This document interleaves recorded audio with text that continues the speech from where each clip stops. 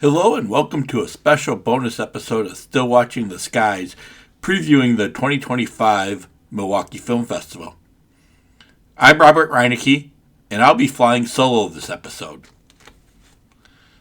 I've been covering the Milwaukee Film Festival for a while now, thanks to the kindness of Milwaukee Film, and I thought I'd look at the upcoming festival and give some thoughts and daily picks.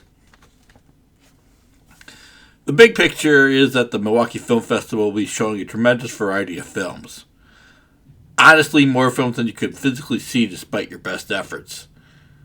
That said, the film festival is a bit smaller this year, both in number of films being shown and in its geographical footprint.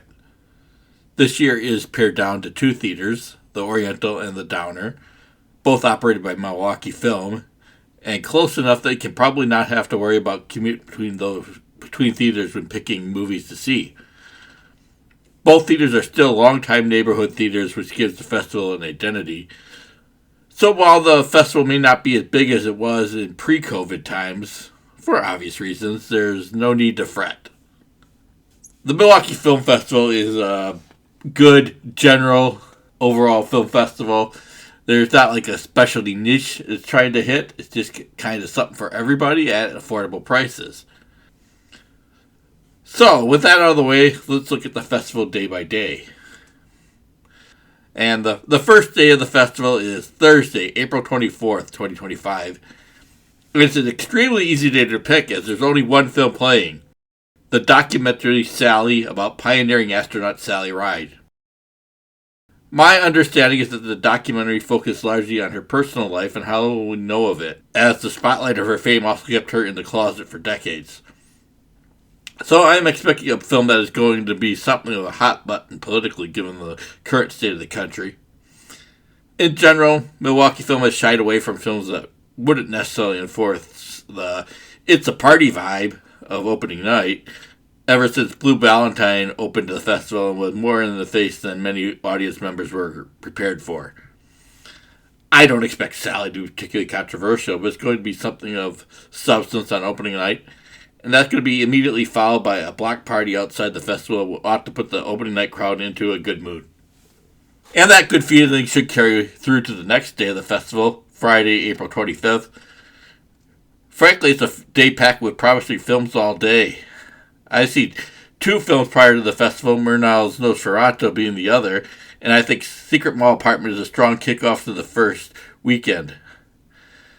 I look at the festival as there's a day to take off from work. The first Friday seems it, with the second showing of Sally, David Cronenberg's The Shrouds, Middletown, and Magic Farm all looking promising. But my pick of the day is Kiyoshi Kurosawa's Cloud. Honestly, I didn't need more than it being a neo-noir thriller from Kiyoshi Kurosawa, but I expect it to be a very entertaining film playing that night. Saturday, April 26th is also a big day. A screening of Desperately Seeking Susan with director Susan Seidelman in attendance is a particular highlight. But courtesy of a recommendation from my friend Jim Laskowski of the Directors Club podcast, I have Pavement circled on my calendar. I heard it's a fun mix of a lot of different genres and styles on the band Pavement, which tries to capture what it's like listening to the music. Also, Jim Laskowski has recommended Volcano Zadora, also playing that night. So there are options. And I'm intrigued by Sister Midnight. Should be noted that I'm a big comic book buff, and 1986 was a seminal year for me with Frank Miller's The Dark Knight Returns and Batman Year One, Howard Chaykin's The Shadow, Alan Moore's Watchmen and Swamp Thing, all among the books I was reading that year. 1986 was also the year that I was introduced to Art Spiegelman's Mouse. So for Sunday, April 27th, Art Spiegelman, Disaster is My Muse is right up my alley. Maybe a decade ago, Art Spiegelman was one of the artists highlighted in a comic art exhibit at the Milwaukee Art Museum, and it was evident that he had a lot more going on than just Mouse. So I think this is a guaranteed to go to some interesting places and have some very opinionated artists on screen. Monday, April 28th, brings one of Milwaukee Film Festival's big tradition, the silent movie. I said seen the film Nosferatu before, and while that's mostly true, I haven't seen the film with live accompaniment by Anvil Orchestra. A live performance makes every showing unique, and the Oriental is easily one of the best places in the world to see a silent movie. And this promises to be no exception. So if you've never seen it before, if you've seen it a dozen times, this promises to be a great, unique experience. And for what it's worth, I have Waves, a story of Czechoslovakian resistance to authoritarian censorship and rule as a backup. Tuesday, April 29th seems like a great day to catch up on what you may have missed during the first few days of the festival. But I want to spotlight The Dells, which is a documentary about foreign workers filling jobs at various tourist attractions in Wisconsin Dells during the summer. It's sure to be a hot-button topic before the summer is over. Wednesday, April 30th is going to be perhaps the most anticipated day of the festival for Milwaukee Film members, with the super-secret members-only screening. Last year turned out to be surprisingly controversial when there were walkouts from Ryuichi Sakamoto Opus. I thought the whole thing was overblown, and you can read my thoughts on the matter at wherethelongtailends.com. Nevertheless, I expect that Milwaukee Film has a film with broader appeal in mind for this year. So I'm going to engage in pure speculation here. There's a film that played the Wisconsin Film Festival and the upcoming Chicago Critics Film Festival that isn't playing the Milwaukee Film Festival and which should have wide appeal, especially to those that like true crime documentaries. I'd be willing to put a friendly wager on the Zodiac Killer Project as my number one suspect for that slot this year. I could be completely off base, but that seems to fit the general profile, and by all accounts is a very entertaining film. And that will bring the first week to a close. The second week starts on Thursday, May 1st. I ended up torn on what looks best for the day. The safe choice is How to Make Millions Before Grandma Dies, and I mean no backhanded compliment by the use of the word safe, as I know that the film has been critically acclaimed. That said, I want to call out something a little more extreme with The Ugly Stepsister, which is part of the Cinema Huligante program. The Ugly Stepsister supposedly lives up to an extremely gory hype, even if it is based on Cinderella, albeit more on the Brothers Grimm version than the Disney version, and it's supposedly treading on similar ground as The Substance. So if that was not too gory for you, maybe this will be, but we will find out. Friday, May 2nd, opens the second weekend of the festival. Like the previous Friday, would be a good day to consider taking off, but I'm going to call attention to the festival centerpiece, the documentary, The Librarians. At no time in my life have I ever believed that librarians would be in any position of controversy other than deciding to stock something like Huckleberry Finn. The politics of the last few years have shown otherwise, though, and I expect we'll be on the political front lines here.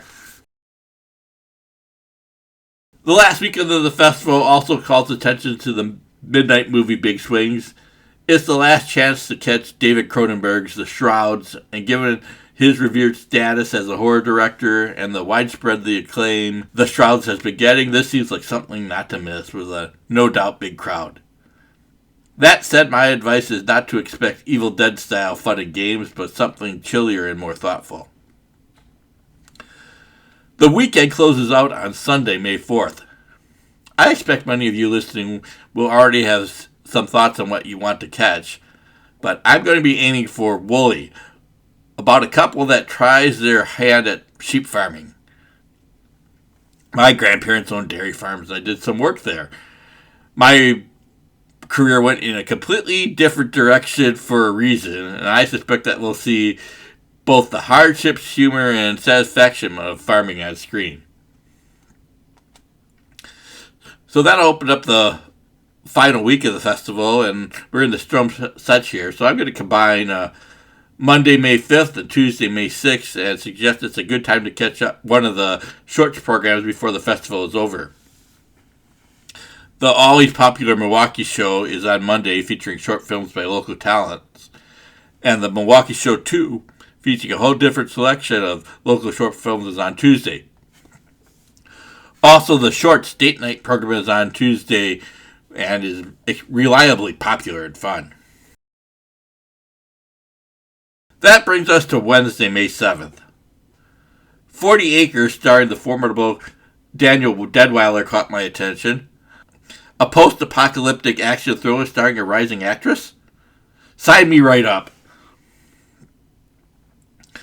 Finally, we arrive at the last day of the festival on Thursday, May 8th. It's a day to not only catch a final film, it's a day to say thanks to the many staff and volunteers who make the festival happen. And at least to outside eyes, make it run smoothly. I'm looking at Jane Austen Wreck My Life, which promises a very pleasant and funny time at the movie as it plays with Jane Austen's story in a contemporary setting. It's probably going to be too self-aware to be this generation's Clueless, but that doesn't mean it's not going to send the festival out on good feelings. So those are my suggestions. Feel free to drop suggestions at the Where the Long Tail Ends page on Facebook, and also feel free to subscribe to the podcast or share this podcast on social media. Also, there will be regular reviews appearing on wherethelongtailends.com throughout the festival, so please check them out regularly. Thanks for listening. I hope everyone has a good time at the festival.